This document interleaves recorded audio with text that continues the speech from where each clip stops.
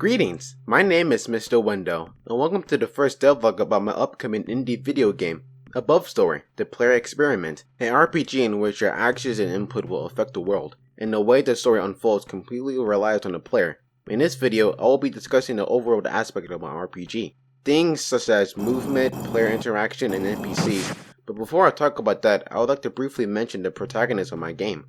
Meet Zero, the protagonist of AboveStory. A lot of things have happened to them throughout the years. Things like changing their name, their ideal choice of weapon, and most impressively, their entire design as well. Since the first design ever for Zero was back in 2021 with this Kill it!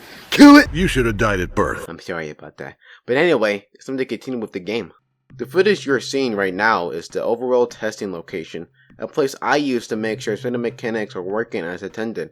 Mechanics like movement, player interaction, and NPCs. Wait, didn't I already say this? The first thing we will go over is movement, and as you can see, this is how it will be handled in my game. The player can walk in 360 directions, which might sound advanced and impressive, but all I did was... The player can sprint to make themselves faster. The animation will change accordingly. Another thing related to movement is your Z moves, or ZMs. ZMs are abilities that the character can perform with the Z key. For example, the ZM that Zero has is this string attack that can attack enemies and affect certain objects. Now, how is this related to movement? Well, if you were to sprint, then press the Z key, you would get this dash attack that can cut through grass and stun enemies. One of the things that the player can interact with is the menu, which they can bring out with the enter key. This menu has 5 sections: Party, Items, Gear, Map, and Settings. Party shows the stats and abilities of each member. Currently, only Zero is in my party. We can tell because only one of these boxes are lit up. So, if you were to have another member, the box would be lit up as well. Items show the amount of goods the player has on them. They will have 10 inventory slots. Don't worry, this won't include key items. Gear shows the weapons, armor, and pins the player has access to. Map shows the number of rooms in the area in a grid-by-grid format. And settings allow the player to customize their control, sounds, etc. NPCs are used to yap and inform the player with flavor text that you will see once you interact with them. Okay, before I continue, quick question. Have you seen this thing yet? If you've been paying attention, you would have noticed the icon within the circle change. These symbols inform the player what they can do at the moment, so just keep this in mind.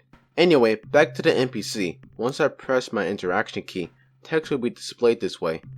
See, look at my writing, I can make good writing. But that's gonna be it for this video. Thank you to everyone that stayed until the end. But before you go, I wanna announce something. Okay, so you goobers know about my RPG now, which was what this video was about. And you know about the community section that every channel has, right? Yeah, I love that feature. Well, to keep you guys informed and aware of my game, I plan to post weekly screenshots here on YouTube with the hashtag AboveStoryWednesday. These screenshots can be anything. It can reveal additional info about something, a sneak peek, a teaser for the upcoming devlog, or history. Like how at first the game was just going to be called AboveStory, but then I simplified it, and can you tell why I didn't go with this? So yeah, that's all I have to yap about. Bye bye.